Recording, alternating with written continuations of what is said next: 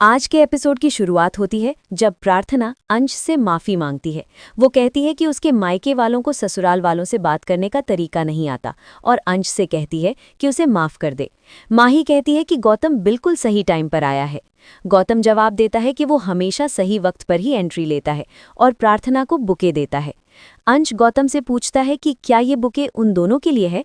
फिर वो गुस्से में बुके फेंक देता है और कहता है कि प्रार्थना को लिलीज पसंद नहीं है। उधर अनुपमा भगवान से प्रार्थना करती है कि आज का दिन सुरक्षित रहे, क्योंकि उसे लगता है कि सब लोग सिर्फ शांति का नाटक कर रहे हैं और कभी भी बात बिगड़ सकती है। प्रीत एक औरत से बात करते हुए कहती है कि अनुपमा बेबी शावर में गई है, लेकिन वसुंधरा जरूर ड्रामा करेगी। तभी वो कुछ आदमियों को नाप तौल करते हुए देखती है। प्रीत और चावल के लोग जान जाते हैं कि उनके घर तोड़ने वाले हैं और सब आवाज उठाते हैं। रजनी के कहने पर इंस्पेक्शन ऑफिसर झूठ बोलता है और कहता है कि वो किसी और चावल का इंस्पेक्शन कर रहे थे। प्रीत और बाकी लोग चैन की सांस लेते हैं। वापस बेबी शावर पर वसुंधरा प्रार्थना से आरती करने को कहती है। प्रार्थना अंश से कहती है कि वो उसका साथ दे। प्रेरणा कहती है कि काश उसके पास भी इतना बड़ा परिवार होता। राही और प्रेम ये बात सुन लेते हैं। प्रेरणा कहती है कि वो ज्यादा देर नहीं रुकेगी। सब मिलकर आरती करते हैं।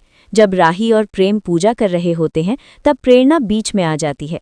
प्रेम राही को बताता है कि उसने प्रेरणा को सपोर्ट किया, वरना दिया गिर जाता। राही भी मानता है कि प्रेम ने सही किया। प्रार्थना और अंश भगवान से प्रार्थना करते हैं कि उन्हें हिम्मत मिले ताकि वो अपना फैसला सबके सामने रख सकें।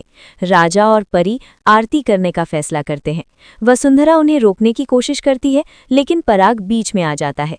वसुंधरा कहती है कि अनुपमा की वजह से उसका ध्यान भगवान की पूजा से भटक रहा है।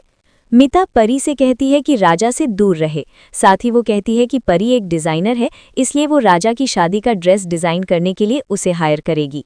अनुपमा मिता को टोकते हुए कहती है कि राजा और परी को अपना फ्यूचर खुद डिसाइड करने दो। वसुंधरा अनुपमा और उसके परिवार पर बदतमीजी का इल्ज़ाम लगाती है और ईशानी को भी बीच में ले आती है।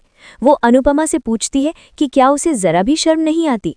अनुपमा मजबूती से जवाब देती है कि ना वो गलत है और ना ही उसकी बेटियां, इसलिए शर्माने की कोई बात नहीं। पखी भी वसुंधरा से ईशानी के बारे में गलत बोलने पर बहस करती है। अनुपमा सबसे कहती है कि प्रार्थना और अंश के फंक्शन को खराब मत करो।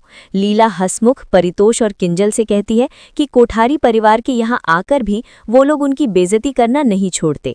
किंजल कहती है कि अनुपमा वसुंधरा को मुंह तोड़ जवाब दे रही है। वसुंधरा इल्ज़ाम लगाती है कि अनुपमा ही फंक्शन खराब कर रही है।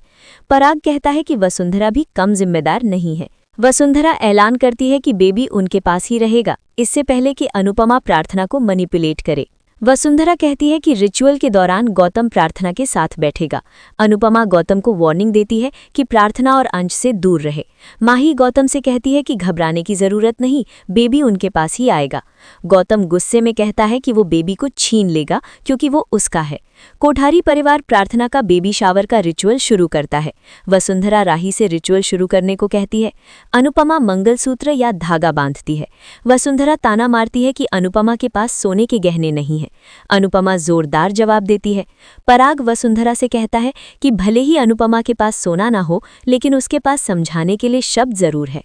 अनुपमा मां बनने पर एक भावुक स्पीच देती है और कहती है कि मां कभी रिटायर नहीं होती। फिर वो सबसे कहती है कि अंश और प्रार्थना के लिए भी रिचुअल करें। प्रेरणा कहती है कि रिचुअल खत्म हो गया है, लेकिन प्रेम और अनुपमा कहते हैं कि अभी गेम्स और डांस बाकी है। एपिसोड यहीं खत्म हो जाता है।